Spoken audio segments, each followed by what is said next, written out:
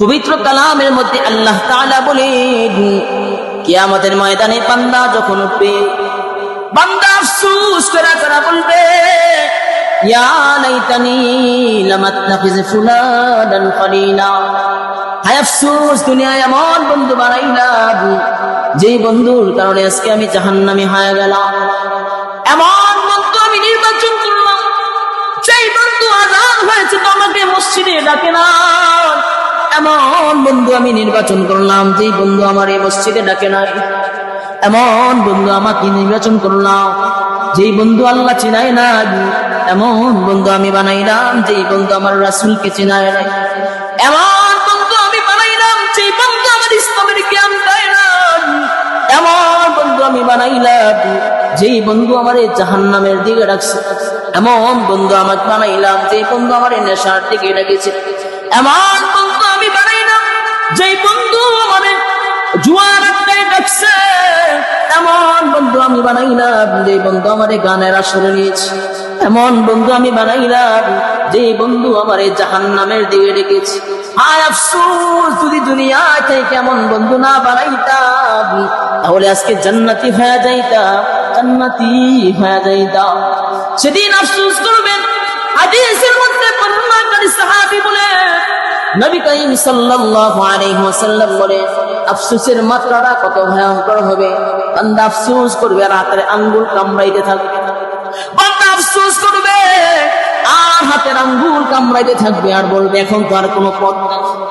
এমন একটা সুযোগ ছিল, ভালো বন্ধু নির্বাচন করার সুযোগ ছিল, কিন্তু এখন আর পারলাম না। এখন আর আফসোস করে তারা আঙ্গুল কামড়াবে। হাদিসের মধ্যে বর্ণনাকারী সাহাবী বলে, আঙ্গুল কামড়াইতে কামড়াইতে তার হাতের কবজি পর্যন্ত খেয়ে ফেলে। এমন একটা সময় আসবে পুরা হাতটা সে কামড়াবে আর আফসোস করবে, হায় আফসোস, ইয়া লাইতানি লাম আত্তাখিজ ফুলানান খলিলা। আজকে বন্ধুর কারণে জাহান্নামে গেলাম। এমন বন্ধু বানাইলাম, যেই বন্ধু আমারে সিগারেট খাওয়া শিখাইছে। এমন বন্ধু আমারে বানাইলাম, যেই বন্ধু আমারে গাঁজা খাওয়া শিখাইছে। এমন বন্ধু আমি বানাইলাম, যেই বন্ধু আমারে নেশার আড্ডায় নিয়ে গেছে। এমন বন্ধু বানাইলাম, যেই বন্ধু আমারে খারাপের দিকে নিয়ে গেছে। যদি আজকে আমি এমন বন্ধু না বানাইতাম, তো আমিও নামাজ পড়ে আল্লাহর ইবাদত করে আল্লাহর সন্তুষ্টি অর্জন করে জান্নাতে চলে যাইতাম। যদি এমন বন্ধু না বানাইতাম, সেদিন আফসোস করবেন, দেওয়ালে পিঠ থেকে যাবে, আর কোনো কাজ হবে না। কথা বলেন ঠিক না? মৃত্যুর পরে আর কোনো কাজ হবে? কোনো কাজ হবে না। আল্লাহ তাআলা সব কোরআনের মধ্যে বলে দিয়েছেন। এই জন্য ভাইয়ারা আমার, এখনো সময় আছে।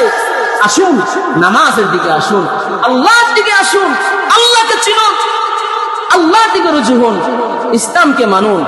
হ্যাঁ, আমরা এমন অবস্থা, আমরা এমন হতভাগা মুসলমান, নামাজের সময় হইলে মসজিদে আসতে চাই না। কি বলেন ঠিক কি না? নামাজের সময় হইলে মসজিদে আসতে চাই না। যত পরে আসতে পারি মনে হয় তত ভালো। কি বলেন ঠিক কি না? যত পরে আসতে পারি তত কি শান্তি। এটা মনে হয় না? এটা মনে হয় না? না, আপনি পরে আসবেন কেন মসজিদে? আপনারা মুসলমান, আপনারা মুসলমান, তাহলে আপনার আদর্শ কি হবে? আপনার আদর্শ কি? মুসলমান ইসলাম ধর্ম কি অপূর্ণাঙ্গ? কথা বলেন, এটা কি অপূর্ণাঙ্গ ধর্ম না পরিপূর্ণ ধর্ম? পরিপূর্ণ ধর্ম। সবকিছু না কোরআন হাদিসে বলে দেওয়া হয়েছে। আপনারা জানেন আজান হলে মসজিদে আগে আগে আসতে হবে। আপনারা জানেন, তো জানার পর আপনি মানেন না কেন? নিঃসন্দেহে বলা যায় আপনার ইমানের সমস্যা আছে, আপনার প্রতি আল্লাহর মহাব্বত নাই, আপনার প্রতি নবীর মহাব্বত নাই। কথা বলেন ঠিক কিনা?